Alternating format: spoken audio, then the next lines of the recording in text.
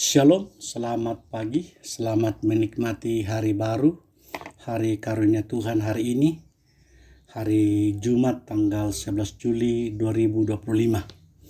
Dari Bukit Sion, saya menyapa ibu bapa, anak-anakku, saudara-saudara sekalian. Semoga dalam keadaan sehat karena lindungan, berkat dan pertolongan daripada Tuhan. Kita akan memulai aktivitas kita hari ini dan kita melandasi dari firman-Nya Amos pasal 2 ayat 6 sampai 11. Amos pasal 2 ayat 6 sampai 11. Namun sebelum kita membacanya, mari kita minta kekuatan di dalam doa. Kita berdoa. Terima kasih ya Yesus, Engkau membangunkan kami dengan tubuh yang sehat. Kami akan memulai aktivitas kami hari ini. Tuhan tolonglah, kasihanilah kami. Biarlah ya Bapa, kami boleh beraktivitas hanya karena anugerah, rahmat, berkat dan pertolongan Tuhan. Kami akan membaca, mendengarkan dan merenungkan firman-Mu. Ya Roh Kudus, kuasai kami agar firman-Mu ini dapat tinggal dan diam di dalam hati kami. Dengarkan doa kami Tuhan, dalam Kristus kami berdoa. Amin. Amos pasal 2 ayat 6 sampai dengan ayatnya yang ke-11. Firman Tuhan demikian. Beginilah firman Tuhan. Karena 3 perbuatan jahat Israel, bahkan 4, aku tidak akan menarik kembali keputusanku. Oleh karena mereka menjual orang benar karena uang, dan orang miskin karena sepasang kasut. Mereka menginjak-injak kepala orang lemah ke dalam debu, dan membelokkan jalan orang sengsara.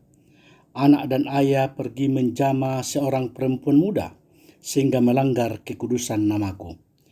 Mereka merebahkan diri di samping setiap mezbah, di atas pakaian gadaian orang, dan minum anggur orang yang kena denda di rumah Allah mereka. Padahal akulah yang memunahkan dari depan mereka orang Amori yang tingginya seperti tinggi pohon aras dan yang kuat seperti pohon terbanting.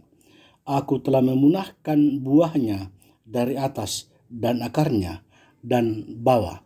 Padahal akulah yang menuntun kamu keluar dari tanah Mesir dan memimpin kamu 40 tahun lamanya di padang gurun, supaya kamu menduduki negeri orang Amori. Aku telah membangkitkan sebagian dari anak-anakmu menjadi nabi, dan sebagian dari teruna-terunamu menjadi nasir. Bukankah betul-betul begitu, hai orang Israel? Demikianlah firman Tuhan. Ibu bapa, saudara-saudara yang dikasihi di dalam Kristus Yesus. Dari bacaan ini saya memberikan tema ketidaktaatan menghasilkan kejahatan. Ketidaktaatan menghasilkan kejahatan. Ibu bapa, saudara-saudara dan anak-anakku yang dikasihi Tuhan. Pada zaman lampau, banyak kota dibangun dengan dikelilingi tembok yang tinggi dan tebal, dilengkapi pintu gerbang yang kuat dan kokoh, sama seperti tembok besar Cina. Sasaran pertama bila musuh menyerang adalah meruntuhkan atau berupaya membuka pintu gerbang kota itu.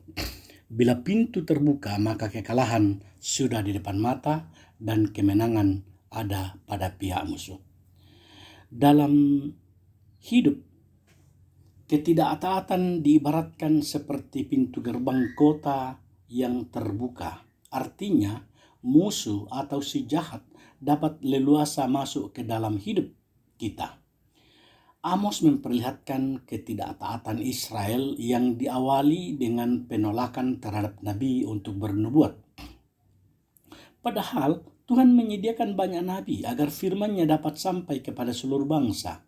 Mereka melecehkan juga para nasir Tuhan dengan menyuruh minum anggur yang sebenarnya menjadi pantangan para nasir.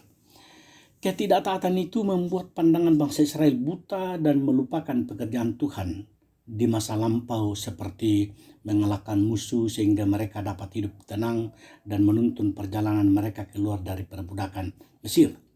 Ketidaktaatan mereka mengakibatkan kehidupan mereka yang buta akan sesamanya, terutama orang miskin dan tidak menghargai kedudukan Allah. Betapa rusak kehidupan bangsa pilihan Tuhan itu. Berita penghakiman atas Israel ini sengaja diletakkan sesudah berita penghakiman terhadap 6 bangsa non-Israel dan bangsa Yehuda. Hal ini sekali lagi menunjukkan keadilan Allah. Siapa yang berdosa, dia yang harus menerima hukuman. Kita hidup pada zaman yang begitu banyak tantangan. Kita hidup dewasa ini pada abad modern yang begitu banyak persoalan dalam iman kita. Jika sekali saja kita tidak menaati firman Tuhan, maka itu akan menjadi pintu masuk bagi iblis untuk menyerang lebih dalam kehidupan kita. Iblis akan membuat hidup kita rusak karena penuh dosa. Kita mungkin dapat menyebut diri orang Kristen, tetapi perbuatan kita berlawanan dengan jati diri kita sebagai pengikut Kristus. Mari segera datang kepada Tuhan, mohon pengampunannya. Awali hidup kita dengan ketaatan kepada Tuhan, dengan sungguh-sungguh setia membaca firman-Nya. Tuhan melalui Nabi Amos menegur Israel karena dosa-dosa mereka. Menindas orang miskin, memperjualbelikan orang benar, melakukan penyembahan berhala, dan hidup dalam kemerosotan moral atau dekadensi moral. Padahal Tuhan sudah membawa mereka keluar dari Mesir, memimpin di padang gurun, memberi tanah dan mengangkat nabi serta nasir bagi mereka. Namun mereka melupakan semua itu. Saya ada sebuah cerita, seorang ayah miskin bekerja keras sepanjang hidupnya untuk menyekolahkan anaknya sampai menjadi orang yang sukses. Si anak akhirnya jadi orang kaya dan terkenal. Namun ketika ayahnya sudah tua dan miskin, si anak tidak lagi mau mengakui ayahnya, malah dia menindas dan merendahkan orang-orang miskin, seolah-olah dia tak pernah mengalami penderitaan yang sama. Begitulah Israel saat itu, waktu itu. Tuhan sudah menebus mereka dari perbudakan Mesir, memberi berkat, melindungi, bahkan memberi nabi untuk menuntun mereka. Tapi sayang, mereka lupa siapa yang memberkati. Malah hidup jahat, menindas sesama, menyembah berhala, dan betul-betul mereka lupa diri. Ibu bapak, saudara-saudara, apa pesan firman Tuhan bagi kita hari ini? Bahwa jangan pernah melupakan anugerah Tuhan. Jangan pernah melupakan berkat-berkat Tuhan.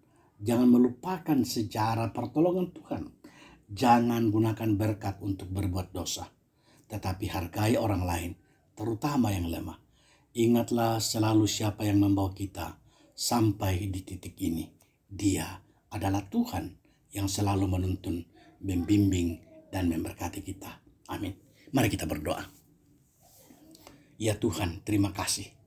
Engkau menuntun, membimbing, dan memberkati kami. Engkau membangunkan kami. Kami boleh mendengarkan firman-Mu hari ini. Kami berharap firman-Mu itu dapat tinggal dan diam di dalam hati kami, agar kami hidup oleh firman-Mu.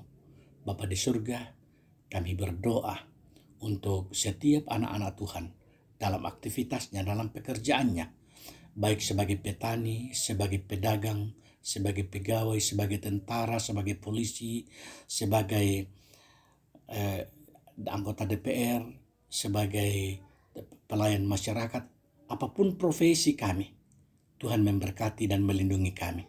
Sebagai guru, sebagai pegawai, dan juga sebagai naradidik, Tuhan tolonglah dan kasihani kami, agar kami hanya mengandalkan kuasa dan kasih Tuhan, bahwa Tuhanlah yang senantiasa mengasihi dan memberkati kami. Bapa di surga, kami berdoa untuk pemerintah kami.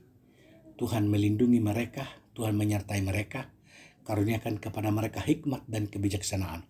Mulai dari presiden kami, wakil presiden, sampai kepada daerah-daerah kami, bupati, wakil bupati, kepala-kepala lembang, kepala kelurahan, kepala RT, kepala dusun, kepala lingkungan. Oh Tuhan, pakai mereka senantiasa sebagai saluran berkat-Mu.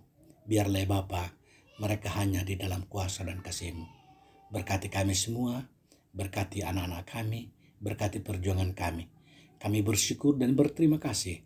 Di dalam Kristus kami berdoa. Amin. Tuhan kiranya memberkati, melindungi, dan menyertai kita.